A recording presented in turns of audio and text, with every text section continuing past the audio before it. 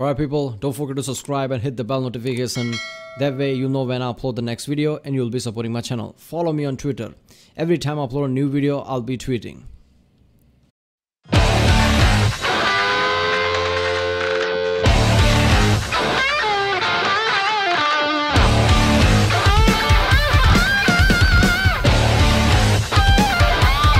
Horizon Chance reaction. This is Yakuza 0 review, Japan simulator trademark, Friday Night Fever by the channel Maxer.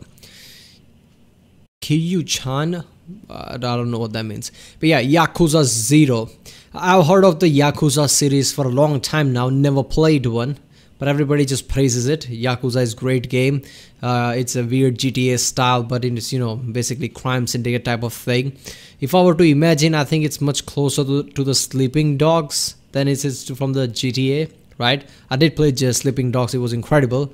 Sleeping Dog is basically just, true crime series in the Hong Kong version. There was True Crimes New York. There was True Crimes Los Angeles, which both I played when I was a kid long ago. Then I was waiting for the third one, never came out, saw the trailer for it, then I put on a shelf, and that same trailer was from Sleeping Dogs, so I guess it's the same one.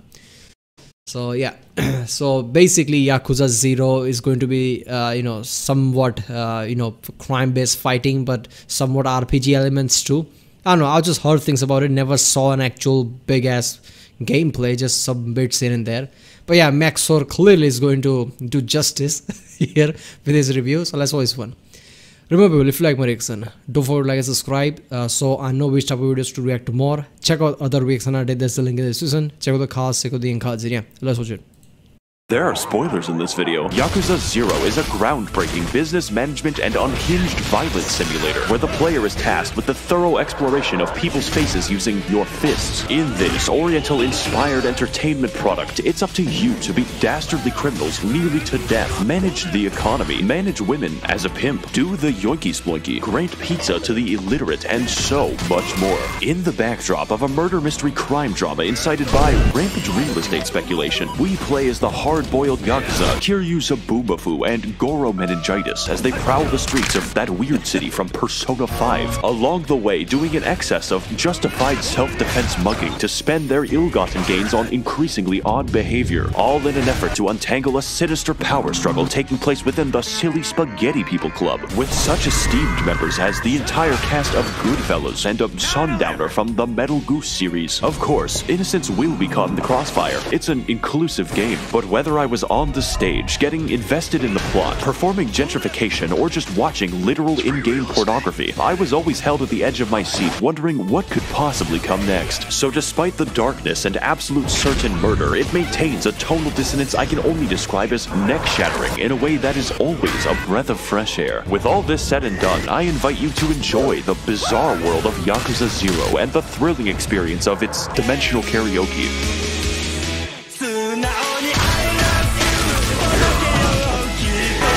The main title.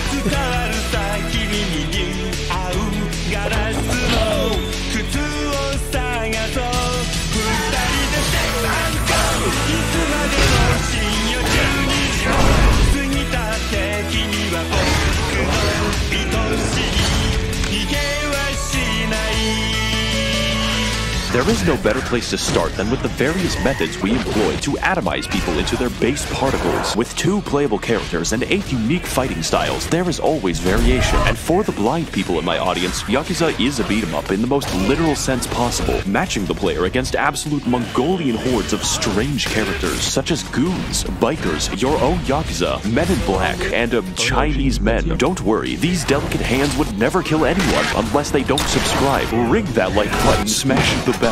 We attack using a flurry of different, intricate combos to build our primordial rage meter, which we use to cause the real damage in the form of hundreds of completely absurd animations ranging from light jabs to permanent injury and certain death. The beauty in all of this is that, like the beautiful and respectable sounding Japanese language, expulsion of our death resource is context sensitive, with possibly hundreds of different, entirely unique animations, all dedicated to Kiryu's never-ending war on bones. Are you carrying a giant cone? That's an animation situation. Are you near a ledge on this one level? Well, not to worry. Or maybe you just have a box. Serve that shit up faster than FedEx. Every single Alright, so this is like sleeping dogs, right? The combat and everything, use environments, do different type of karate moves here and there.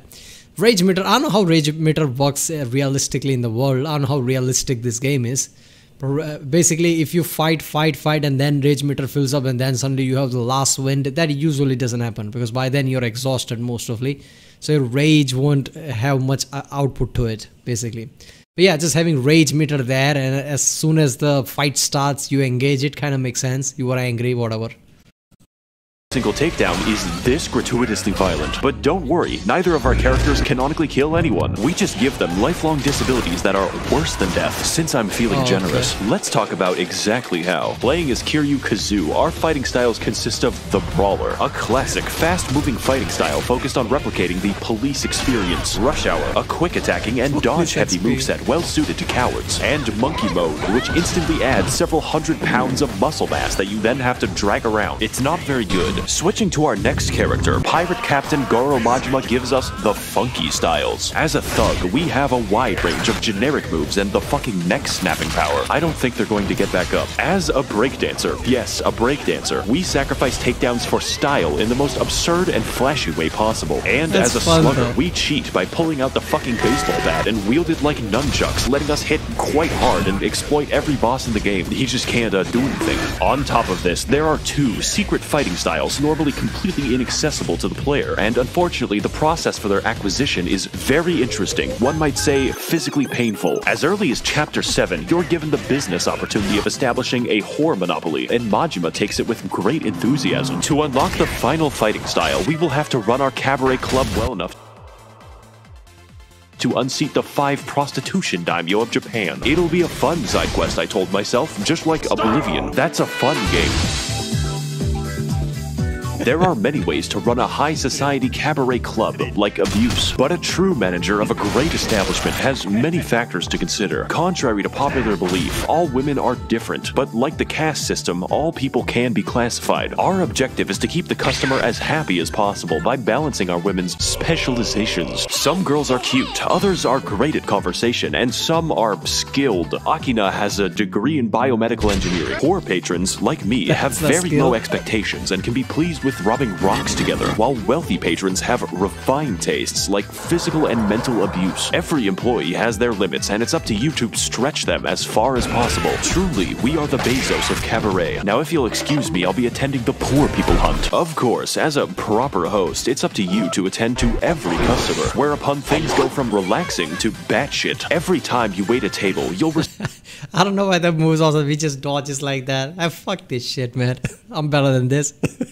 receive a cryptic hand signal from the girl which tells you what the customer desires. And if you want to please them, you better remember all of them. What the fuck are you trying to say? I don't, I'll be back with a gun. And just in case this wasn't painful, every time you go to a new table, the game will throw a fucking flashbang. So over the course of a never-ending grind, I was given the most painful migraine I will ever get in my life. This screen and this music inspire my killing urges. By the way, this game is a beat-em-up, so to conclude our cabaret adventure, our reward is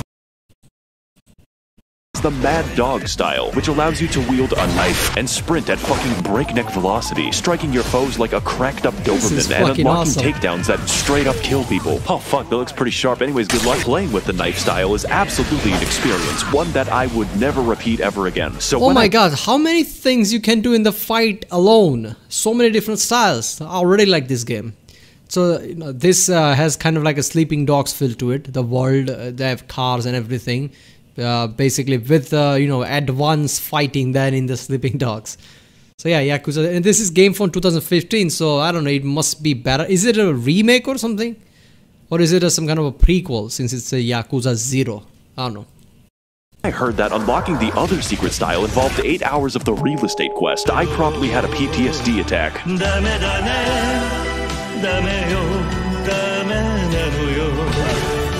Kiryu is going to have to do without the poopy farto style. I have a fucking fish to feed. Take my advice, Yakuza 0 has a lot of side content, and if you happen to be a completionist, stay away, or you might just be locked in the Facebook game for 3 days. Now if you'll excuse me, I'll be spending the rest of my day betting on domestic violence.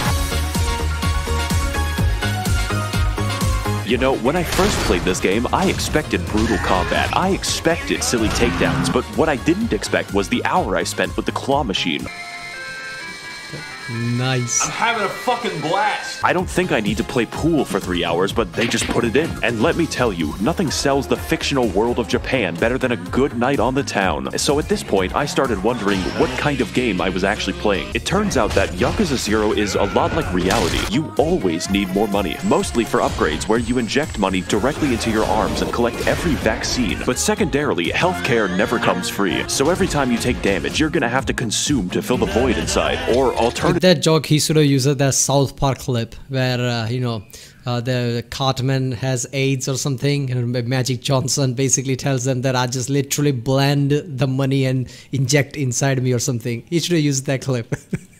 carry thousands of dollars in medicine. There is no limit to juicing. It's no exaggeration to say that Yakuza's difficulty depends entirely on how much of a Sigma male you are. Kiryu might not get any pussy, but he is getting paid. You might think that beating up the homeless is the way to go, but that is for babies. If you want to make the real dough, you'll have to risk it all on gambling. More specifically, betting on scantily clad women beating each other half to death. And because of the copyright music and interesting visuals, putting this in my video represents me betting my real income. Majima, however, never has money problems because his cabaret pays him several billion yen. The entire plot of the game happens because we're fighting over 1/10 of that, so it's a shame that I lost all of it. Yes, all 10 billion of it, because I was robbed by a man with fucking orangutan strength. This is Mr. Shakedown, and if you ever encounter him, run. It doesn't matter how much you have. It doesn't matter how long you've spent getting it. If you lose to Mr. Shakedown, he will take all 10 billion of it and then disappear to somewhere. So if you want a cent of that back, you better go find him, eventually. That's pretty bad. But like all human suffering, this can become a business opportunity. You see, Mr. Shakedown is actually a form of banking. Whatever amount he robs from you, the game will add 15% more, meaning if you're up for the challenge of defeating Harambe, the returns are worth it. At least with this method, your money doesn't vanish into the void. Of course, that isn't always a bad thing. There's a lot of places to spend our money, and most of them are fun. A little too fun, actually. I don't want to have to read the fucking phone book to play some goddamn Chinese solitaire. Tabletop simulator, never heard of it. The only game I play is Eels and Escalators. What I'm trying to say is, this is a rabbit hole. A good one. My personal favorite was getting addicted to the bowling minigame and then winning the chicken, who doubles as a financial advisor. Yakuza is not meant to be questioned, and that isn't even the wackiest game. That honor goes to the phone dating, which takes the form of a shooter. Yes, like Call of Duty. To win a date with the girl of our dreams, we are going to have to pick the right responses from a wide variety of options, most of which are insane, like inviting a girl to fight a marsupial. For some reason, women don't like that. But the best possible outings lean heavily on this game's amazing soundtrack, which features a number of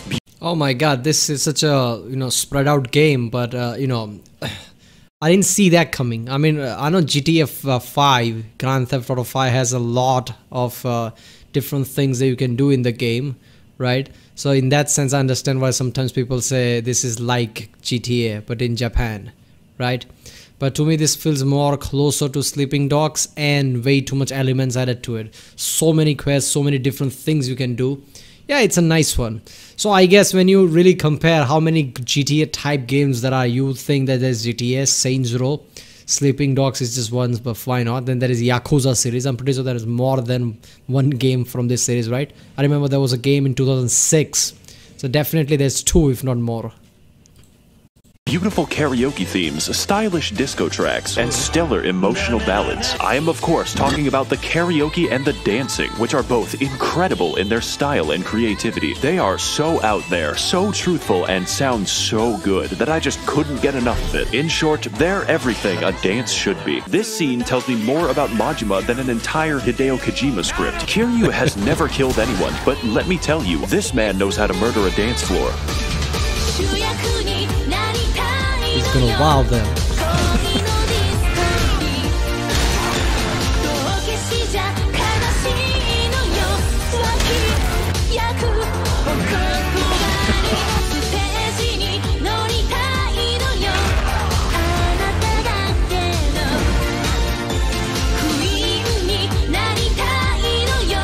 And yet, that's not even half the fun, because Yakuza 0 contains an array of interesting, meaningful, and necessary side quests, which allow the player to engage in a variety.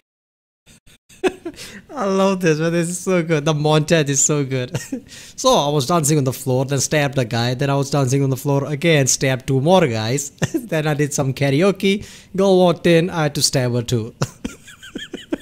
Of small stories ranging from pizza delivery to replacing a phone battery. That one's a little boring. You can even roleplay as a Persona fan by following a child around the city. Often, these quests will have entirely unique fights and challenges accompanied by complex moral judgment and logic puzzles. In one instance, I was given the task of infiltrating the cult of Munancho Heptonas, whereupon I had to learn the practice of Shurapipi, the acquisition of Kulipas, and the greeting of Munancho, at which point the game tested me on their exact definitions. I promptly beat their leader to death. In another instance, Kiryu teams up with the famous movie director Steven Spinning, known for his hit film Indian Jeans, to complete a music video with famous international pop star Miracle Johnson. I was hired to beat the extras to death. Now that I think about it, every side quest ends with a trip to the hospital, except for the pizza one. That ends in love. It's not delivery, it's DiGiorno. This stands in stark contrast to the actual plot of the game, which is played completely straight. Taking everything I've said before into account, you might think this is weird, and sometimes it is. One day, you might be saving a helpless blind woman, and the next, abandoning her so you can play Idolmaster for several days. I'm sure that she'll be just fine. But funny anecdotes aside, there is an abundance of real drama and emotion here. Of all the things I expected this game to be, sad was not one of them. Neither did I expect a believable love story or the murder mystery. This game is downright determined to constantly surprise you, even if it has to stop making sense. In Majima's story, we are sent to kill a buff Chinese man before fighting him, teaming up with him to save the innocent, and then fighting him again. But I changed my mind. This exact arc happens with 3 separate characters, and that's just Majima's story. In fact, despite the game being called Yakuza 0, Kiryu leaves the family in Chapter 1. Then he fucking rejoins it. Every antagonist has so much goddamn personality that you just don't know when you're gonna be friends with them. Every man is vying for power and control, but each does it for their own distinct reasons. Awano is a Genshin Impact player who only desires money and women. Kuze is a boxer who wants to fight a lot. Shibusawa is obsessed with power, and Nishitani is the Joker. Enemies become friends, friends become enemies, and Kuze will not leave me alone. The only character who's actually not— Wait a minute. Enemies becomes friend, huh? Friend becomes enemy, so it based on the circumstances, things change. It's just business, that kind of thing. I like that element. Usually games don't have those kind of thing. Enemies is enemy. You establish something, oh, he's an enemy. To the end of the game, he will be enemy. At best, he won't show up, like that. You don't have to worry about him, that kind of thing. But never becomes friends or something like that. That kind of a turnaround is good. Not interesting is essentially Chinese Spider-Man.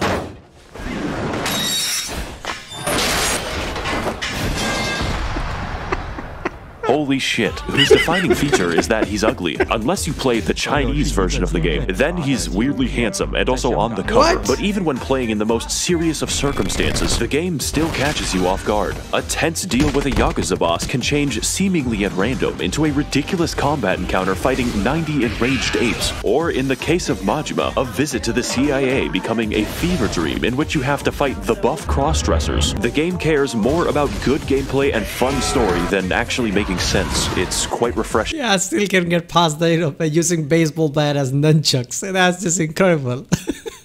When Yakuza gets serious, it really means something, and when it's being silly, it's absolutely cathartic. Everything has impact, unless it's a gun. We haven't killed anyone, by the way. All in all, Yakuza is more true to life than any other game I've ever played. Not by making sense or being realistic, but emotionally. At the beginning of this game, Kiryu is just kind of a cool buff guy, but after exploring his friendships, seeing him have fun, and just interacting with people, I realized that this is much more. So when things take a bad turn and we're at our lowest point, you really feel it, more than almost any other game. Yakuza is about life, with all the beautiful ecstasy. Alright, wait a minute. That element, you know, somebody who just was a thick head, basically, a jarhead, whatever you, no, not jarhead, jarhead is military thing, right? Whatever, blockhead, whatever you want to call it, just some muscle, brute. Right, but then you know get to know him, and you realize there are layers to him, there are emotions behind him, this and that. I want a storyline where, you know, we realize somebody's a blockhead, right, and then we try to get to know him, thinking that there might be more to him, and then in the end we realize there is nothing more to him. He is just a blockhead. I want that storyline. Like we go through a whole emotional roller coaster and found out that there is nothing. awful tragedy, and everything in between. Fights are never just fun in Yakuza. They can be comedic, cathartic, or just really goddamn cool. Activities make you feel like a part of the world, and every cutscene is filled with emotion and personality. When I first played, I thought that Yakuza was all over the place, that it was somehow messy. But now I realize that life is fucking messy, and that's okay. I want to thank all of the Yakuza bosses who are using. I like this, man. This is an incredible game, Yakuza 0. You know what? I'm gonna play this. I loved Sleeping Dogs, just how the the Japanese city feel and all the karate kung fu type of thing it had. Somewhat GTA, but in Japan, this kind of feels similar, but even better with all the choices, all the different fighting you can do. So yeah. Well, people, there was Yakuza 0 review by the channel Maxer. Maxer is one of the greatest channel of all time. Right after watching few videos from him, every 15 minutes 20 minutes just goes by. I don't even realize it. All the reviews are incredible. His editing is incredible too. I don't even know how much time he puts in it. Yeah. Alright, if you like my reaction, don't forget to subscribe. Check out the Rick Sunday. There's a link in the description. Check out the cards. Check out the cards. And yeah, I'll see you next time.